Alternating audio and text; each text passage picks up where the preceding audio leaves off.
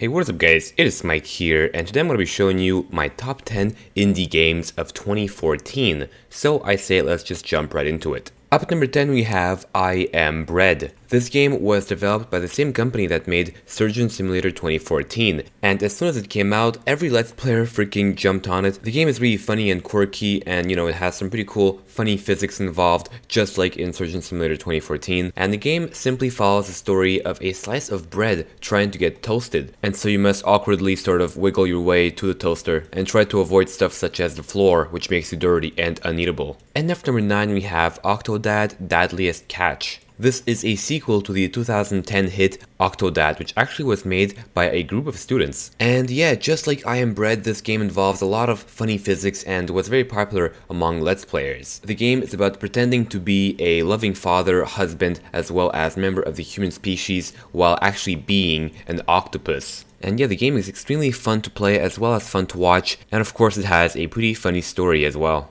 And after number 8 we have Goat Simulator. This is once again a game that is popular with Let's Players. You obviously play as a goat, and your job is to simply have fun and cause as much chaos as possible. The game is 100% open world, and it's kind of like the Tony Hawk Pro Skater games, except instead of skating, you wreck things. And also, of course, instead of being a skater, you're a goat. The game also has a bunch of really funny glitches and bugs that were left in place purposely to make the game funnier. And after number 7 we have Transistor. This indie game was made by Supergiant Games, the same developers behind Bastion. Just like Bastion, Transistor is a top-down action game. It has the same badass voice actor as Bastion, and the game's art style is absolutely gorgeous. The story is about this famous singer called Red, whose voice has been sealed inside the sword Transistor, and the main antagonists of the game are a group called Camerata, who have tried to actually murder Red by using the Transistor sword. And after number 6 we have Nidhogg. This is a two-dimensional platformer where you play usually with two people and where you fight with swords. You can also play by yourself against the AI, but the main fun is actually when you play with two people. And yeah, it's just a fun little game, and the point is to try to push to the other side of the map before the other player. And so for example, if you start on the left side of the screen, your goal is to get to the far right of the map as fast as possible, and vice versa.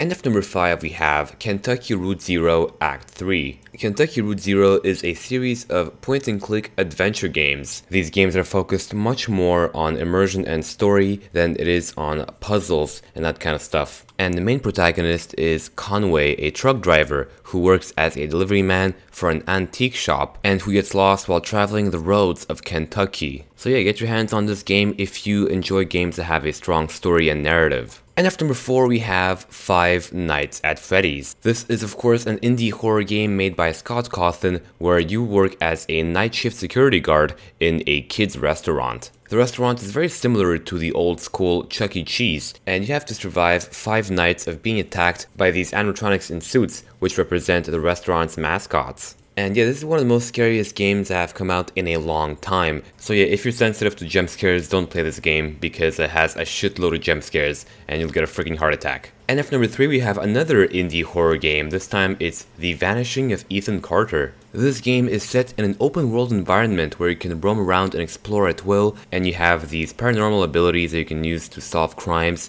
sense where important objects are, and also you have to sort of reassemble the timeline of events tied to the vanishing of a certain Ethan Carter. So yeah, of course the game is very story heavy, the story is very deep and interesting, and that's very often the case, with indie games, because indie games don't have amazing graphics or huge teams or anything, so they usually rely on story. And after number 2 we have Monument Valley. Monument Valley is an iOS and Android game where you have to solve a bunch of 3D spatial puzzles, all revolving around the concept of traversal. So yeah, I'm not gonna spoil too much, but this is a small, beautiful game that has a very unique art style. And also the game's difficulty ramps up very gradually, so you don't feel ever overwhelmed by the difficulty of the puzzles. So yeah, I highly recommend this game if you own either an iPhone or an Android device. And after number 1 we have Broken Age Act 1 by Tim Schafer himself. This is an episodic point-and-click adventure video game, which is the first game in this genre from Tim Schafer since